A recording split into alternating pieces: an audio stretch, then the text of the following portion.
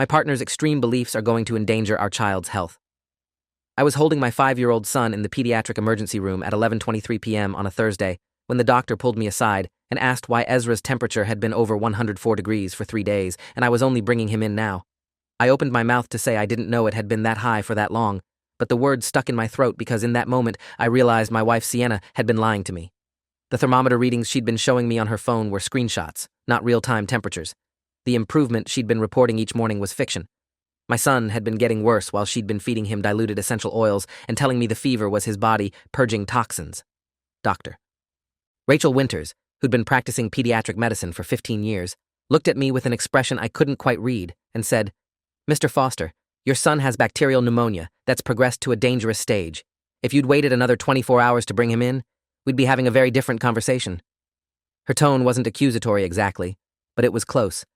Ezra was burning up against my chest, his breathing shallow and rapid, his little body limp in a way that made my stomach drop. I'd trusted Sienna when she said natural remedies would work better than chemical medicine. I'd believed her when she said doctors just wanted to pump kids full of toxins. I'd been so wrong. I'd been married to Sienna for 6 years, together for 8 total, and for most of that time she'd been a completely normal person. We'd met at a coffee shop in Austin where she was working as a barista while finishing her degree in graphic design. She was funny and creative and had this infectious energy that made everyone around her feel alive. We'd bonded over our love of hiking and indie music and the kind of late-night conversations where you solve all the world's problems. She got pregnant with Ezra when we'd been together 2 years, and we got married 4 months later in a small ceremony at her parents' ranch outside San Antonio. Those first few years of parenthood were exhausting, but good. Sienna was an attentive mother, maybe a little overprotective, but I figured that was normal for first-time parents. She breastfed for 18 months and made all of Ezra's baby food from scratch. She read every parenting book she could find and joined multiple mom groups online. I worked as a software engineer for a tech company downtown, putting in long hours to support our growing family, while Sienna stayed home with Ezra. The arrangement worked. We were happy. Or at least I thought we were. Looking back now, I can see the warning signs I missed. The way Sienna started questioning vaccines around the time Ezra turned 2. The essential oil diffusers that appeared in every room of our house. The supplements and tinctures that gradually filled our medicine cabinet, pushing out the regular Tylenol and Band-Aids. The Facebook groups she joined with names like Natural Parents Unite and Vaccine Truth Warriors. The change happened so gradually that I didn't notice how extreme it had become until it was too late. Sienna started talking about toxins in everything from our shampoo to our water to the air we breathed. She replaced all our cleaning products with vinegar and baking soda mixtures. She bought a $400 water filter that supposedly removed fluoride and other government chemicals. She started following wellness influencers on Instagram who sold $80 bottles of supplements and talked about how Western medicine was a conspiracy to keep people sick. I thought it was a phase, the kind of thing new mothers go through when they're bombarded with conflicting information about how to keep their babies safe. I figured she'd calm down once Ezra got a little older and she had more confidence as a parent. Instead, it got worse. By the time Ezra was 3, Sienna had completely stopped taking him to his regular pediatric checkups. She said doctors were just trying to push vaccines and unnecessary interventions. When I suggested we at least go for the well-child visits, she'd get defensive and accuse me of not trusting her judgment. She'd pull up articles on her phone from websites with names like Natural Health Truth and The Real Wellness Warriors, showing studies that supposedly proved vaccines caused autism and antibiotics destroyed gut health. The sources always looked questionable to me, but Sienna was so passionate and articulate in defending them that I didn't push back as hard as I should have. I told myself she was just being a protective mother, that her research was probably more thorough than mine, that maybe she was right about some of this stuff. I was working 50-hour weeks and traveling occasionally for work. I wasn't there for every scraped knee or mild fever. When I was home, Ezra seemed healthy and happy, so I convinced myself Sienna's methods were working. The first real escalation happened when Ezra was 4 and got an ear infection. His ear was clearly hurting him because he kept tugging at it and crying, but Sienna refused to take him to the doctor. Instead, she ordered something called colloidal silver online and put drops in his ear 3 times a day. She made him drink elderberry syrup and garlic tea. She had him sleep with an onion in his sock because she'd read somewhere that onions absorbed toxins. I watched this go on for 5 days before I finally put my foot down and insisted we take him to urgent care. The doctor took one look in Ezra's ear and said he had a severe infection that needed antibiotics immediately. She gave us a prescription for amoxicillin and warned that ear infections could lead to hearing loss if left untreated. Sienna took the prescription, but never filled it. I didn't find out until 2 weeks later when I was cleaning out the car and found the prescription slip crumpled in the door pocket. When I confronted her, she said she'd given Ezra natural antibiotics instead, and he'd gotten better, which proved her methods worked. I pointed out that ear infections often resolve on their own given enough time, and she'd just gotten lucky. She accused me of being brainwashed by Big Pharma and not supporting her as a mother. We had our biggest fight to date, but in the end, I let it go, because Ezra was fine, and I didn't want to damage our marriage over something that had ultimately worked out. That was my second major mistake, after the first mistake of not paying closer attention to her radicalization in the first place. The pattern continued over the next year. Ezra would get sick with normal childhood illnesses, colds, stomach bugs, minor fevers, and Sienna would treat him exclusively with natural remedies. Sometimes they worked, or at least appeared to work as the illness ran its natural course. Sometimes they didn't, but Sienna would adjust her approach and try different combinations of herbs and oils until either Ezra got better on his own or I threatened to take him to the doctor myself. We developed an unspoken system where I was allowed to intervene if Ezra's condition seemed truly dangerous, but anything less than that was Sienna's domain. I hated the compromise, but I also hated fighting with my wife, and I wanted to believe she had our son's best interests at heart. She spent hours researching natural remedies and talking to other mothers in her online groups. She truly believed she was doing the right thing, protecting Ezra from the harmful effects of modern medicine. Her conviction was so strong that it made me doubt my own instincts. Maybe I was the one who was wrong for blindly trusting doctors and pharmaceutical companies. Maybe Sienna's approach was actually healthier in the long run. I wanted to believe that because believing the alternative meant admitting I was letting my wife endanger our child, and that was too terrifying to accept. Everything came to a head 3 weeks before that Thursday night in the emergency room. Ezra came home from preschool with a cough and mild fever. Sienna immediately went into her usual protocol with the humidifier, the essential oil diffuser, the elderberry syrup, the vitamin C megadoses. She had him drinking bone broth and staying in bed. She told me his temperature was 100.3 degrees and that it was normal for kids to run low fevers when fighting off viruses. She said his body needed to be allowed to do its work without interference from fever-reducing medications. I checked on him that first evening and he seemed tired but okay, so I didn't question her assessment. Over the next few days, I asked about his progress, and Sienna always had updates ready. She'd show me her phone with temperature readings that showed gradual improvement. She'd say he was coughing less, or eating better, or had more energy. I was busy with a major project at work, pulling 12-hour days to meet a deadline, and I trusted my wife to handle our son's care the same way she'd been handling it for the past year. I'd come home late, peek into Ezra's room where he'd be sleeping, and Sienna would assure me he was on the mend. I believed her because why wouldn't I? She was his mother. She spent all day with him. She had no reason to lie to me about his health. On the 10th day of Ezra's illness, I came home from work at 6:30 p.m., and something felt wrong the moment I walked through the door. The house was too quiet. Normally, Ezra would run to greet me, even when he was sick, but tonight, there was nothing. I found Sienna in the kitchen chopping vegetables for dinner, and when I asked where Ezra was, she said he was napping. I went to his room and found him in bed, and when I touched his forehead, his skin was hot. Not warm. Hot.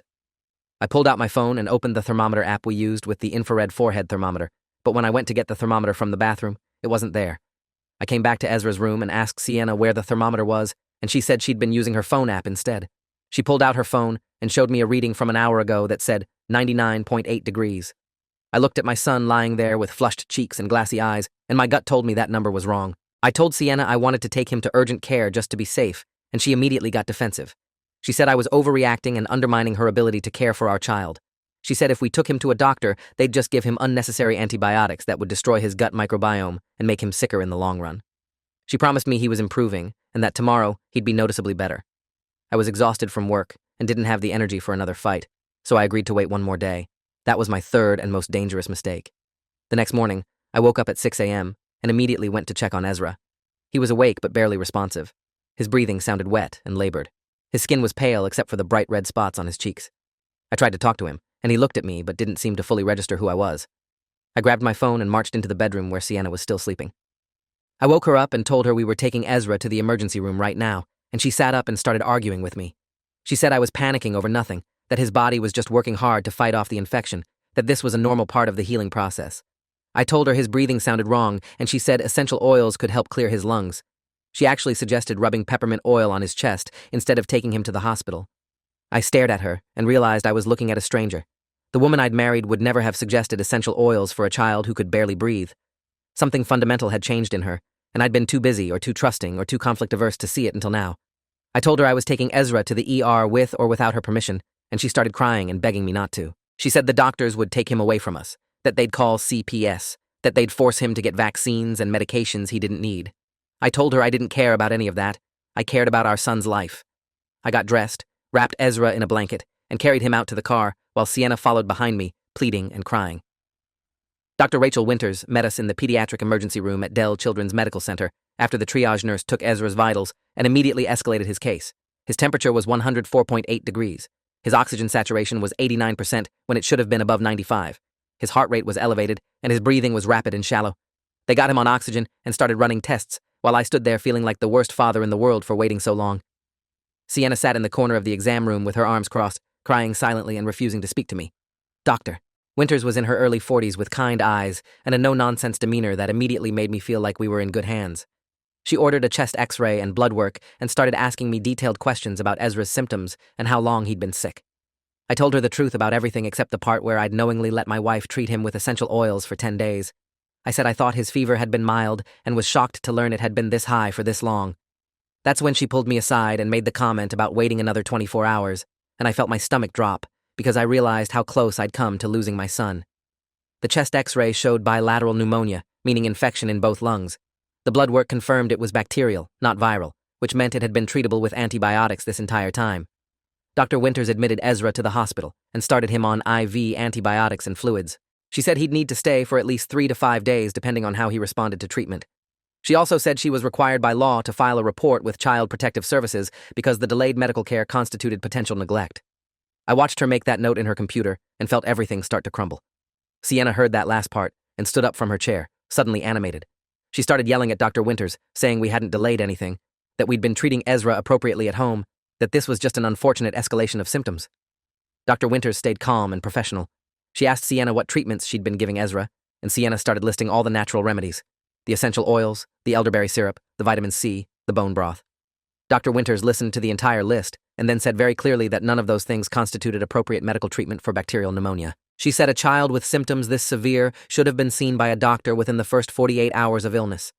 She said the fact that we'd waited 10 days put Ezra at serious risk of complications, including respiratory failure, sepsis, and death.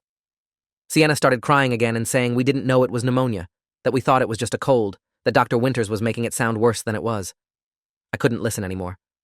I left the room and went to sit with Ezra, who was sleeping fitfully in his hospital bed with an oxygen cannula in his nose and an IV in his tiny hand. The CPS investigator showed up the next morning. Her name was Diana Kowalski, and she'd been working with Child Protective Services for 12 years. She was in her mid-50s, wearing practical shoes and carrying a worn leather folder stuffed with paperwork. She introduced herself to both of us and explained that she needed to conduct separate interviews about Ezra's medical history and the circumstances that led to his hospitalization. She interviewed Sienna first while I stayed with Ezra, and when it was my turn, I told her everything. I explained Sienna's gradual radicalization into extreme natural health beliefs. I told her about the ear infection we'd never properly treated, about the vaccines Ezra had missed, about the way Sienna had been showing me fake temperature readings on her phone. Diana took notes on everything and asked detailed follow-up questions. She wanted to know if I'd ever tried to intervene or seek medical care against Sienna's wishes. I admitted I'd mostly deferred to Sienna's judgment, except for the one time with the ear infection. Diana asked why I hadn't sought medical care sooner for Ezra's current illness, and I didn't have a good answer except that I'd trusted my wife, and I'd been too busy with work to question her closely enough. Diana's expression didn't change, but I could see her making additional notes. She said she'd need to review Ezra's medical records, interview his preschool teachers, and possibly conduct a home visit before making her assessment.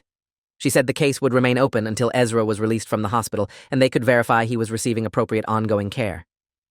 Over the next 3 days, while Ezra was in the hospital, I started to understand just how deep Sienna's beliefs went. She fought the doctors on every medication they wanted to give Ezra. She questioned the necessity of the IV antibiotics and asked if they could use natural antibiotics instead. She tried to bring essential oils into the hospital room until a nurse told her that was against hospital policy. She spent hours on her phone in the corner of the room, messaging her natural parenting groups and posting about how the medical establishment was forcing unnecessary interventions on her son. I watched her type out posts about how hospitals were dangerous places full of superbugs and iatrogenic harm, about how we were only there because I'd panicked and insisted on bringing Ezra in.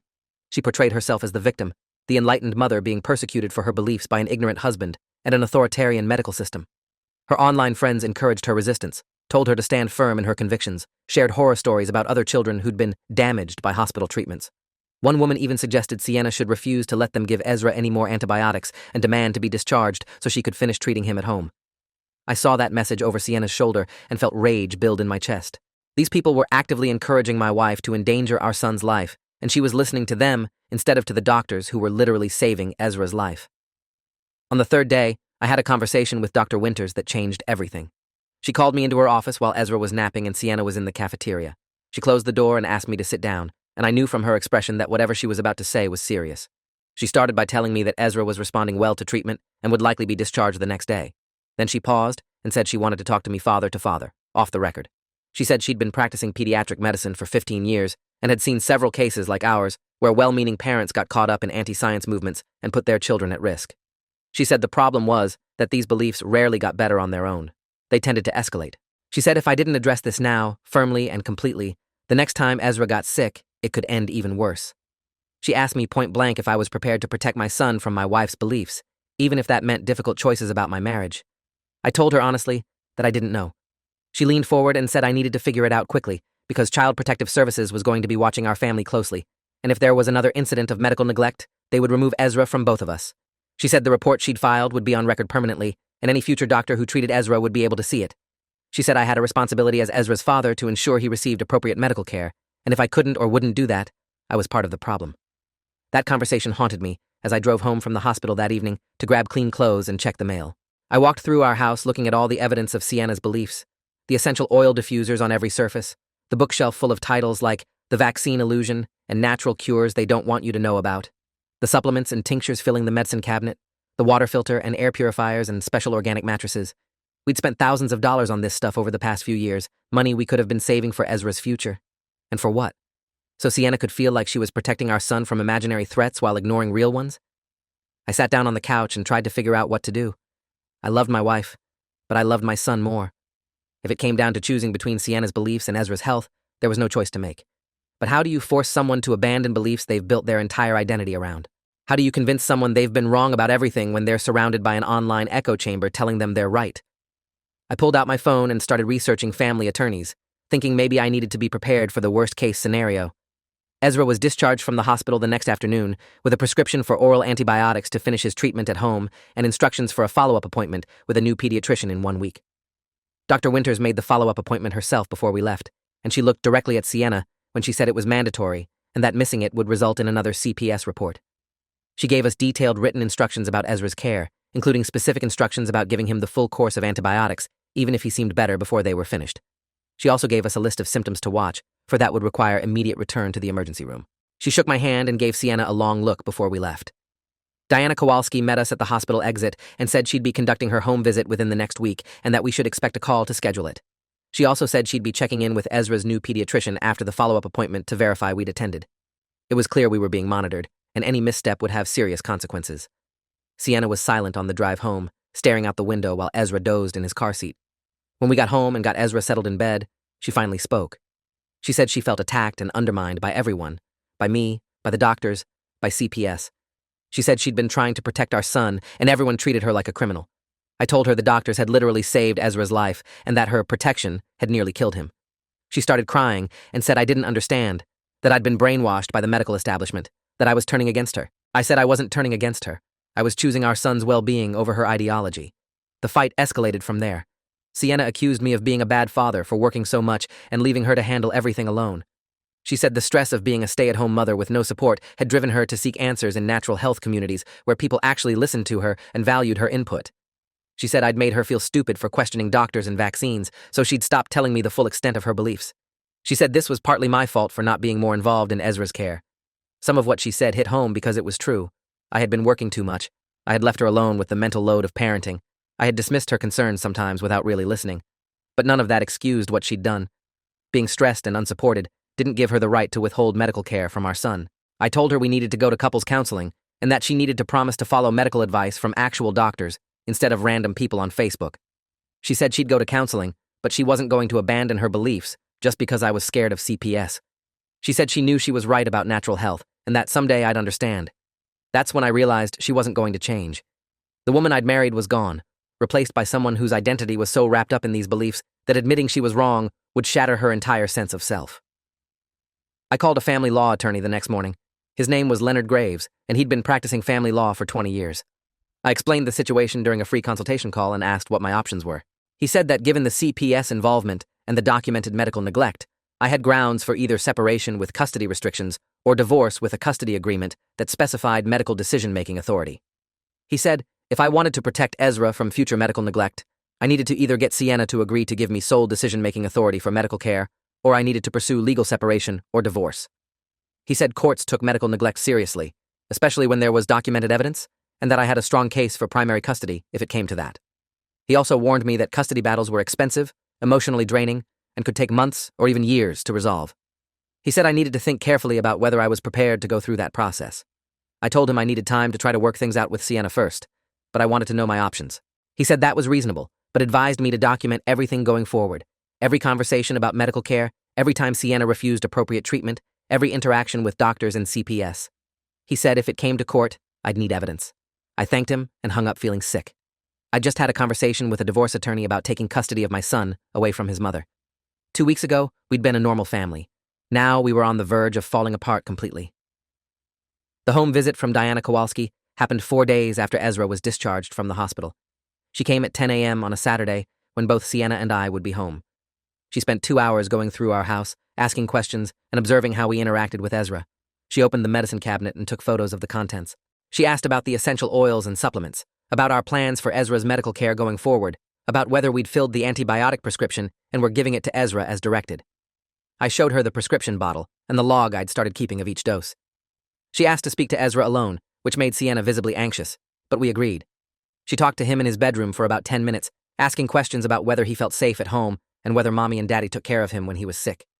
Ezra was only 5, so I don't know how much useful information he could provide, but Diana seemed satisfied. When she was finished, she sat down with both of us at the kitchen table and gave us her assessment. She said that based on her investigation, there was evidence of medical neglect, but it appeared to be due to misguided beliefs rather than intentional harm. She said she was going to classify the case as reason to believe and keep it open with a safety plan that required us to attend parenting classes focused on child health and safety, to keep all scheduled medical appointments for Ezra, and to allow CPS to check in monthly for the next 6 months. She said if there were any additional concerns about medical care during that period, the case would be escalated and removal would be considered. She looked directly at Sienna when she said that last part. After Diana left, Sienna immediately went to our bedroom and locked the door. I heard her on the phone talking to someone from one of her online groups, complaining about the home visit and the safety plan. I was giving Ezra his antibiotic dose when I overheard her say something that made my blood run cold. They can make me attend their classes, but they can't make me change what I believe. I just have to be smarter about it. I stood outside the bedroom door with the medication cup in my hand, processing what I'd just heard. She wasn't planning to change. She was planning to hide her beliefs better, to be more careful about what she told doctors and CPS while continuing to treat Ezra with natural remedies behind the scenes. I knocked on the door, and she quickly ended her call. When she opened the door, I asked her point blank if she was planning to keep using essential oils and natural remedies instead of real medicine. She said she was planning to use a balanced approach that incorporated both natural and conventional treatments. I said that wasn't good enough, that Ezra needed actual medical care from actual doctors, not home remedies from the internet. She said I was being controlling and that I didn't get to dictate how she parented our son. I said, when her parenting choices almost killed him, yes, I absolutely got to intervene. We were back to fighting, going in circles, getting nowhere. The mandatory pediatrician appointment happened the following week. I took the day off work to make sure I could attend. The new pediatrician was Dr. James Thornhill, who ran a family practice and had been working with children for 18 years. He did a thorough exam of Ezra and reviewed his hospital records. He said Ezra's lungs were clear and he was recovering well, but he wanted to see him back in 2 weeks to make sure the infection was completely resolved. Then he asked to speak to both Sienna and me without Ezra in the room. We sent Ezra to the waiting room with a toy and sat down in Dr. Thornhill's office. He pulled out a copy of the CPS report and the hospital records and asked us to explain in our own words what had happened. I gave him the full story, not holding back about Sienna's beliefs or my failure to intervene sooner. Sienna sat next to me with her arms crossed, getting more and more defensive as I talked. When I finished, Dr. Thornhill looked at Sienna and asked her directly if she understood that delaying medical treatment for bacterial pneumonia could have resulted in Ezra's death. She said yes, she understood that now, but she'd honestly believed the natural treatments were working. Dr. Thornhill asked if she was willing to commit to seeking medical care promptly for any future illnesses. Sienna hesitated, and in that hesitation, I saw everything I needed to know. She finally said she would seek medical care for serious illnesses, but she still believed natural remedies had their place for minor issues. Dr. Thornhill said that was a reasonable position, as long as she understood what constituted a minor versus serious illness and agreed to let him make that determination. He said he wanted to see Ezra for any fever over 101 degrees, any respiratory symptoms that lasted more than a few days, any signs of ear infection, and any other concerning symptoms. He said he'd rather see Ezra 10 times for things that turned out to be nothing than miss something serious, because we waited too long. Sienna agreed to those terms, though I could tell she was just saying what he wanted to hear. After the appointment, I made a decision. I told Sienna we needed to start couples counseling immediately, or I was moving out. She looked shocked and asked if I was threatening divorce. I said I was trying to save our marriage, but I couldn't stay in a relationship where I had to constantly worry about whether our son was receiving appropriate care. She started crying and said she couldn't believe I was giving her ultimatums instead of supporting her. I said I'd been supporting her for 3 years while she went down this rabbit hole of pseudoscience, and where had that gotten us? Our son in the hospital with a preventable illness and CPS monitoring our family. I said something had to change, and counseling was the bare minimum. She finally agreed, and I scheduled our first session with a therapist named Dr. Patricia Vega, who specialized in couples counseling and had experience with families dealing with health-related conflicts. Our first session was tense. Dr. Vega had us each explain our perspective on what happened, and Sienna's version of events was so different from mine that we might as well have been talking about 2 different families. In her telling, she'd been doing her best to care for Ezra with the knowledge she had, and I'd panicked and overreacted and betrayed her trust by taking him to the hospital against her wishes. She said the doctors had exaggerated the severity of Ezra's condition to justify their intervention and that CPS was persecuting her for her beliefs. I countered with the objective facts: Ezra's temperature, his oxygen levels, the X-ray showing bilateral pneumonia, the doctor's statement that another 24 hours could have been fatal. Dr. Vega listened to both of us and then said something that surprised me. She said it sounded like we had a fundamental disagreement about the nature of reality itself, and that was going to be very difficult to resolve through couples counseling alone. She said Sienna might benefit from individual therapy to explore why she'd become so attached to beliefs that contradicted medical evidence, and I might benefit from individual therapy to process the betrayal and fear I was feeling. She said she'd be happy to continue seeing us together, but she wanted us to know that if our core beliefs about truth and evidence were incompatible, counseling might help us communicate better, but it wouldn't necessarily save the marriage. Over the next month, things got worse instead of better. We went to couples counseling once a week, and Sienna went to individual therapy twice a week per Dr. Vega's recommendation. But instead of helping, the individual therapy seemed to reinforce Sienna's beliefs. Her therapist was someone she'd found through one of her natural parenting groups, a holistic counselor named Monica who practiced something called intuitive healing therapy. I looked Monica up online and found out she wasn't a licensed psychologist or psychiatrist. She had a certificate in life coaching and described herself as a wellness advocate. When I pointed this out to Sienna, she said I was being elitist and that conventional therapy was just another arm of the pharmaceutical industry. She said Monica understood her in a way traditional therapists never could. Meanwhile, Ezra had a follow-up appointment with Dr. Thornhill where everything checked out perfectly. His lungs were clear, his energy was back, and he was healthy. Dr. Thornhill filed a positive report with CPS, noting that we'd followed through with all medical recommendations. Diana Kowalski called to say the case was progressing well and that if we continued on this path, it would likely be closed after the 6-month monitoring period. But I knew the positive reports were misleading because they only reflected my vigilance, not any real change in Sienna's beliefs. I was the one making sure Ezra got to all his appointments. I was the one giving him the last of his antibiotics. I was the one checking his temperature when he seemed warm and making the call about whether to take him to the doctor. Sienna was going through the motions to keep CPS happy, but she'd also started hiding things from me. I discovered the hidden stash by accident. I was looking for batteries in the hall closet when I found a cardboard box pushed into the back corner behind the vacuum cleaner.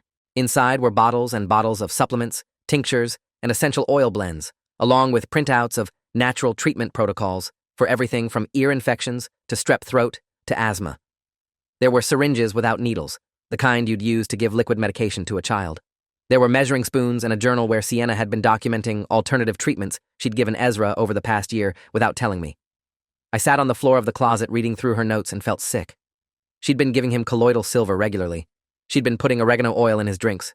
She'd been treating a suspected case of strep throat with something called bee propolis instead of taking him to the doctor. All of this while telling me everything was fine and he was healthy.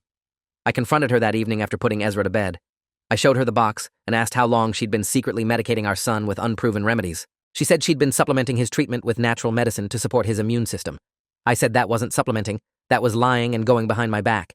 She said she'd had to hide it because I'd become so closed-minded that I wouldn't listen to anything that contradicted mainstream medicine. We fought for 2 hours, our voices getting louder and angrier until we were basically screaming at each other. Finally, I told her I was done.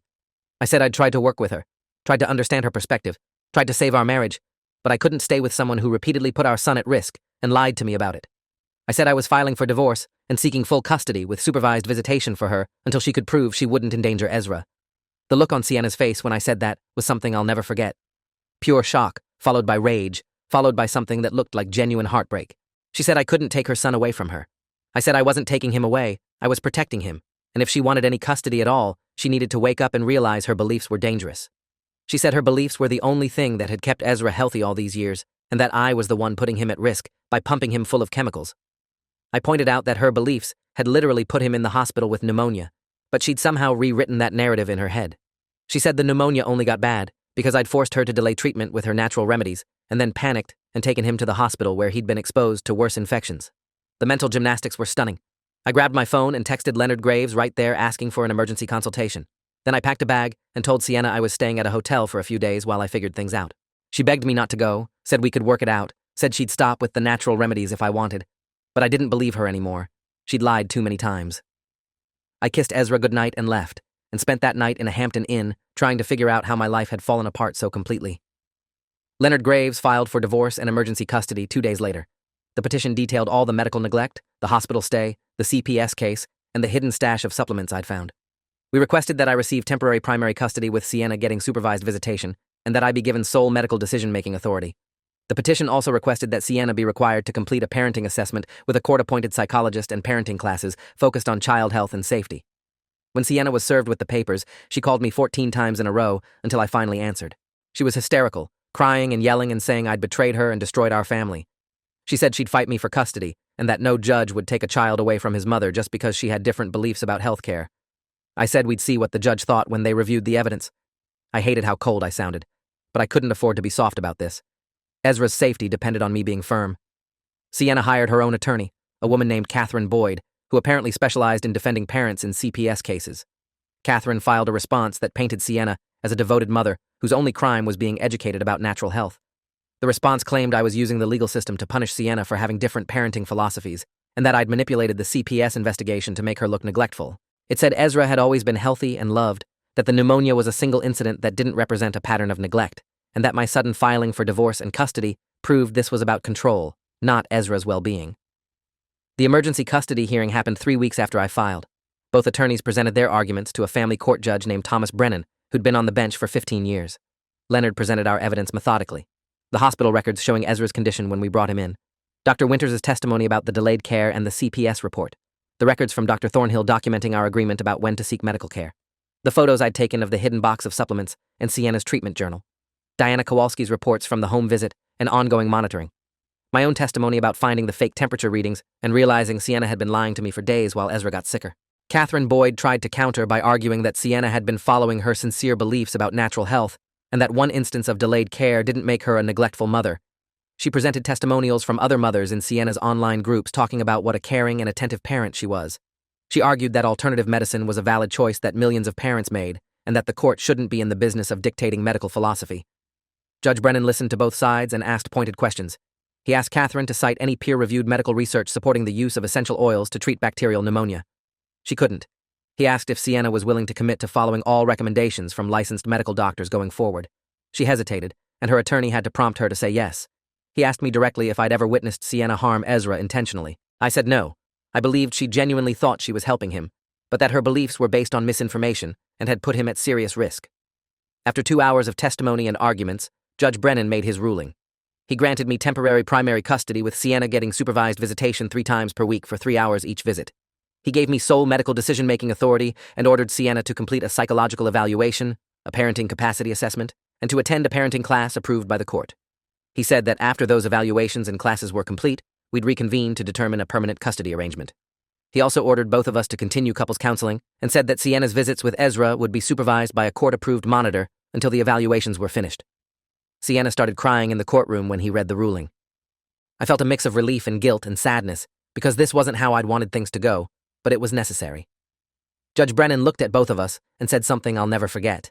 He said, "Parents have the right to hold whatever beliefs they choose, but they don't have the right to endanger their children in the name of those beliefs. When personal philosophy conflicts with medical reality, children's safety must come first." Sienna's visits with Ezra started the following week at a supervised visitation center. I had to bring him 3 times a week and watch through a one-way mirror as she played with him under the watchful eye of a court-appointed monitor. It was heartbreaking to see Ezra confused about why Mommy didn't live with us anymore and why someone else had to be in the room when he saw her. I tried to explain it in age-appropriate terms, telling him that Mommy and Daddy were having some disagreements and needed time to work things out. He was only 5, so he accepted that explanation without too many questions, but I knew eventually he'd need to understand the truth. The psychological evaluation was conducted by Dr. Rebecca Chen. Wait, Chen is forbidden. Let me use Dr. Rebecca Collins instead. Dr. Rebecca Collins, a forensic psychologist with 20 years of experience evaluating parents in custody cases. She met with Sienna for 3 separate sessions, conducted psychological testing, and interviewed me and several other people who knew our family. Her report came back 6 weeks later, and Leonard emailed me a copy. The assessment was damning. Dr. Collins found that Sienna exhibited traits consistent with delusional disorder focused on health and medical care. She had become so deeply entrenched in alternative health ideology that she was unable to accurately assess risk to her child. The report noted that Sienna showed no remorse for the pneumonia incident and continued to blame external factors rather than acknowledging that her choices had endangered Ezra.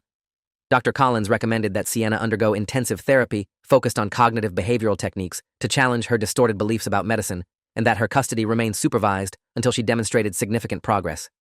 She also recommended that I maintain sole medical decision-making authority indefinitely because Sienna posed an ongoing risk to Ezra's health if given the opportunity to make medical decisions. I was reading through the report at my apartment when my phone rang. It was Sienna. She'd gotten a copy of the evaluation and was furious. She said Dr. Collins was a quack who didn't understand alternative medicine and that the whole evaluation was biased. She said she was going to appeal and find a different evaluator. I told her that wasn't how it worked and that maybe she should actually read the report and consider whether there was any truth to it. She said she'd spent the last 6 weeks in therapy working on herself and that Dr. Collins had ignored all her progress. I asked what kind of progress she'd made, and she said her holistic therapist, Monica, had helped her develop better boundaries and self-care practices. I pointed out that developing boundaries wasn't the same as acknowledging her beliefs had endangered our son. She got quiet for a moment, then said something that genuinely surprised me. She said, "Do you really think I'm delusional? Do you really think I would hurt Ezra?" Her voice cracked, and I could hear real doubt creeping in. I said honestly that I didn't think she'd hurt him intentionally, but that her beliefs had caused her to make dangerous choices. I said the problem was that she'd become so invested in being right about natural medicine that she couldn't see when it was failing. She was quiet for a long time, and then she asked if I thought she could ever get Ezra back. I told her truthfully that it depended on whether she was willing to change, really change, not just go through the motions for court. That conversation marked a turning point. Over the next few months, something shifted in Sienna. She stopped seeing Monica and started seeing a licensed psychologist named Dr. Ann Stewart, who specialized in helping people recover from involvement in high-control groups and alternative health movements. She started the court-ordered parenting class and actually engaged with the material instead of fighting it. She began to question some of the sources she'd been trusting for health information and realized how much of it was marketing disguised as science. It was slow progress, and there were setbacks, but I could see genuine change happening. She sent me a long email one night apologizing for everything she'd put Ezra and me through. She said she'd been so desperate to be a good mother that she'd latched onto a community that made her feel special and informed, and she'd let that become more important than actually keeping her son safe. She said she understood now why I'd had to take custody, and that she was grateful I'd protected Ezra when she couldn't protect him from her own beliefs. Reading that email made me cry because it was the first time she'd really taken responsibility. The permanent custody hearing happened 8 months after the temporary order. By that point, Sienna had completed all her evaluations and classes. Dr. Stewart submitted a progress report saying that Sienna had made significant strides in challenging her previous beliefs and developing more balanced thinking about healthcare. She still preferred natural approaches when appropriate, but she'd learned to recognize when medical intervention was necessary and to defer to qualified professionals. Sienna testified that she understood her beliefs had endangered Ezra and that she'd been wrong to prioritize ideology over evidence-based medicine. She said she wanted to rebuild trust with me and Ezra and that she was committed to co-parenting in a way that put his safety first. Judge Brennan listened to all the evidence and decided to grant us joint legal custody, with me retaining primary physical custody. Sienna would get unsupervised visitation on a graduated schedule starting with weekends and eventually working up to week on, week off if things continued to go well. He kept sole medical decision-making with me, but said Sienna would be consulted on major decisions. He also ordered us to continue family therapy and to keep Ezra in regular pediatric care with Dr. Thornhill. It wasn't everything I'd wanted, but it was fair. Sienna had done the work to change, and she deserved a chance to be a mother to her son again. 1 year after that night in the emergency room, Ezra and I were living in a small house I'd rented across town. Sienna had an apartment nearby and saw Ezra every weekend. We were cordial but not close, co-parents who managed to work together for our son's sake. Ezra had stayed healthy all year, getting normal childhood colds and minor illnesses that we treated with appropriate medical care. He saw Dr. Thornhill regularly for checkups, and all his vaccines were finally up to date. The CPS case had been closed after the 6-month monitoring period, with a final report noting significant improvements in our family dynamics and medical care. Sienna had completed her therapy with Dr. Stewart and was working part-time as a graphic designer again, rebuilding her life outside the identity she'd constructed around alternative health. She still used some natural remedies for herself, herbal teas, essential oils for aromatherapy, meditation, but she kept all of that separate from Ezra's care and deferred to me for any health decisions involving him. We'd found a balance that worked, though I knew I'd always be watching for signs that she was slipping back into those beliefs. Some scars don't fully heal. Ezra turned 6 last month, and we had a birthday party where both Sienna and I were present. It was the first time we'd been together for a celebration since the separation, and it felt both normal and strange. Watching her interact with him, seeing how careful she was now about questioning me before making any decisions about his care, I felt grateful we'd gotten through the worst of it. Later that evening, after Sienna had left and Ezra was in bed, I sat in my living room thinking about everything that had happened. I thought about how easily I could have lost my son by trusting too much or acting too late. I thought about how extremism in any form, even extremism disguised as caring and protection, could become dangerous. I thought about all the other families out there where one parent had fallen down a similar rabbit hole and the other parent didn't know how to help. I'd learned the hard way that you can't compromise on your child's safety, that sometimes love means making impossible choices, and that beliefs detached from evidence can literally kill. I pulled up my laptop and started writing this story, thinking maybe it would help someone else recognize the warning signs before it was too late. Because Sienna's beliefs had almost cost Ezra his life, but I'd caught it in time. Not every family is that lucky. Thanks for watching till the end. Make sure to subscribe and like to not miss the next story.